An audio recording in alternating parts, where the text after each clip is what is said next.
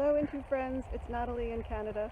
I'm so sorry that we're not there in Rajasthan with Maureen and SK, but I'm pretty happy to be where I am. Since the beginning of the pandemic, I've been at my old farm in New Brunswick, which is about 1,000 kilometers from where I normally live and work, and I've been able to make some advancements here, working on getting my power brought in underground, and my windows are out being restored. Porch floor is just about to be rebuilt. The little outhouse will be moved eventually. So just showing you the view of the beautiful historic St. John River. I've been thinking a lot about surge lately. I read a really interesting article about surge capacity. That's our ability as humans to sort of rise to the occasion and address what we need to do in the middle of a crisis or a disaster. So I feel like the National Trust for Canada has been in a real surge mode for the last 5 months. We pivoted quickly to turn a one-day celebration of historic places planned for July 4th into basically an 8-week celebration, more than tripling the traction that we got on social media, and generating lots of great selfies of people at historic places, and test driving some new functionality on our website. And where this time last year I think we would have put out about 4 webinars reaching a few hundred people. In the same period this year, we hosted 19 online events and reached several thousand people. So it's been intense, and I feel like we're doing good work as an organization. But this article about surge capacity also talks about the depletion of our capacity to continue at this pace. And I'm wondering if, like me, other leaders out there are really feeling that our capacity to keep going at this pace is really being depleted. And I think we have to be kind to ourselves and support each other as leaders as we continue through this real period of uncertainty. So Google this article that I've referred to. I think if you Google depleted surge capacity, you'll find it online. But it was a really interesting read and helpful to me as I grapple with trying to maintain energy and really needing to dig deep as a leader. So thanks. Looking forward to our meetings. Bye bye. Hi, I'm Ari Katrini from BPPI, the Indonesian Heritage Trust. We would like to share our experience in facing the difficult time of the pandemic of the COVID-19 in Indonesia. We are having really a difficult time for providing the facilitation to our local partner in areas in Indonesia, that we always providing supervision to face-to-face in the previous time. And now the solution that we try to enhance here is having the consultations and then providing supervision through online. We use more and more webinars and also invitation by online for having a communications in the technology system. We would like in the further, we have also several ideas for generating the virtual tour for the heritage walk, so making other people in other area can know and enjoying how the richness of areas in Indonesia, how is the challenge, how is the problem that we are facing in this time, and try to share our experience to facing with all the difficulty of the time. I hope that can be also inspire our friends from other countries. Thank you. Hi there. Like for everybody, COVID has been devastating for Czech National Trust. We are an organization entirely run by volunteers, and the priorities of our volunteers changed towards their day-to-day jobs, their families, their elders' health, and their well-being. Hence, it is harder to get things done.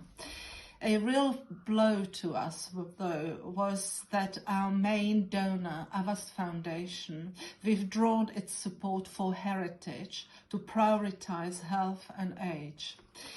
COVID stopped also trickle of small donations, stopped working parties, corporate building exercises, which are and always have been a source of manpower for our projects. Nevertheless, not all is bad. We have done great on our projects. We are 75% through our investment into our pilot project. The initial investment is for about £500,000 or 600,000, so we are doing great.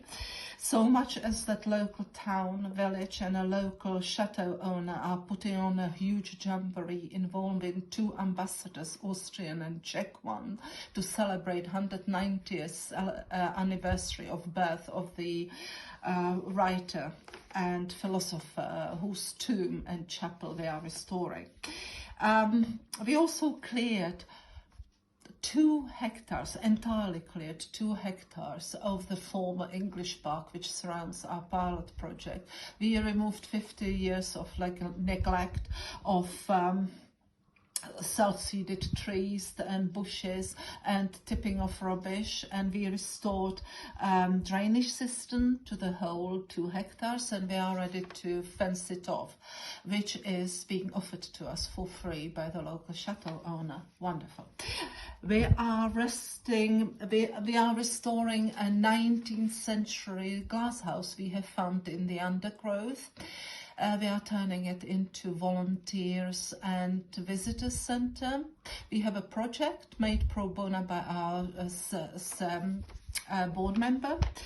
The project was nominated by the major Czech magazine for a prize. The projects are doing well.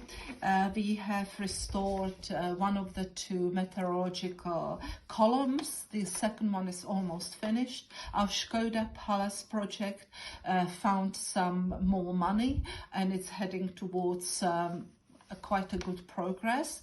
The Rožmitál Chateau, which CNT kick-started support for and which is now supported by the whole town, formed a local charity which is led by our project manager.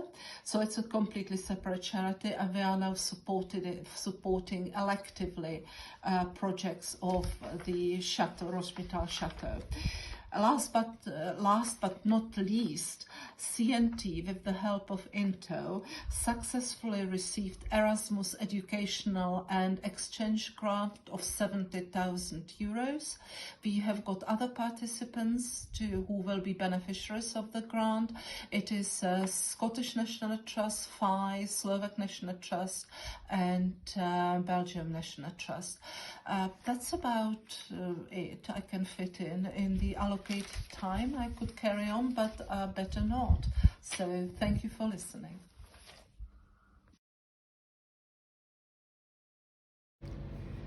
Good morning, good afternoon, or good evening as the case may be. It's always a pleasure meeting all of you in INTO.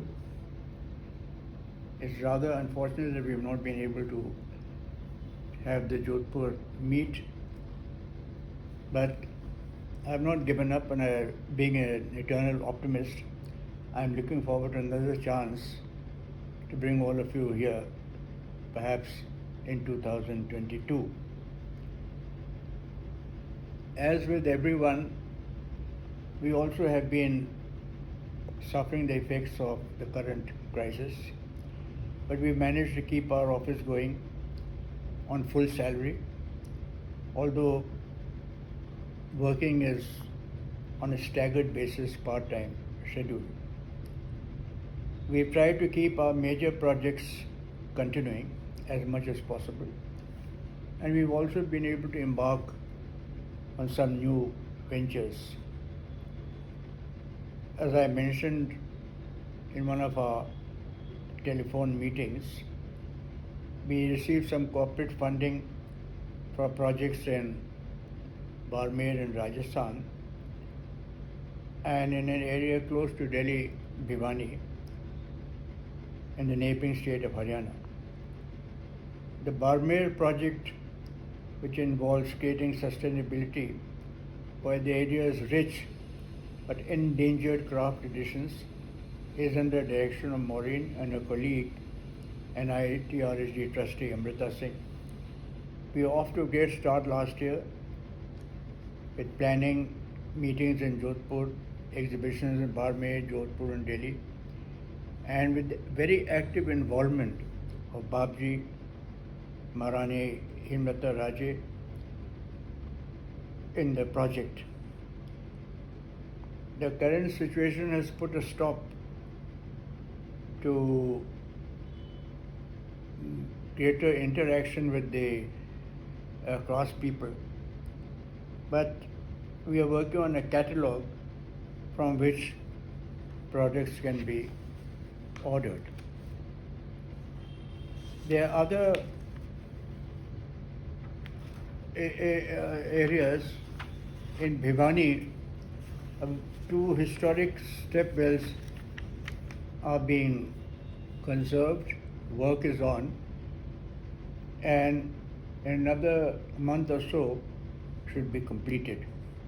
Despite the COVID scare, we've been able to get labor to work on the project, taking all safeguards and with all precautions. A very exciting new project that for which we have received funding from the corporate sector relates to documentation of our traditional folk music genres. We are collaborating with a talented young music specialist and his team, and documentation will be starting soon. We are also trying to do some fundraising from home, and it is expected that we will be able to receive funding for some very interesting projects. One is a huge historic step well near Delhi, for which I am confident that we'll be able to raise funds and start work soon. Water is a very essential commodity, and this is one of the areas which we are focusing on conservation of all possible water sources. This will not only save a unique architectural structure, but will also provide additional water to the community. We are also making headway in our ambitious plan to document all heritage properties in rural areas which need to be conserved. And on the basis of this conservation, side by side, we will also be taking up conservation of these properties. 2 states have already promised financial assistance, and we have approached the Government of India Finance Commission for support, and we are hopeful that they will also provide us with necessary funding. The situation is not without hope, and we are confident that we will be able to tide over the crisis. The setback is no doubt there, but it is temporary, and we should be able to make up for the lost time. I am grateful to INTO for all the support that we have received from you, and we hope that our other colleagues will also be able to tide over the present crisis.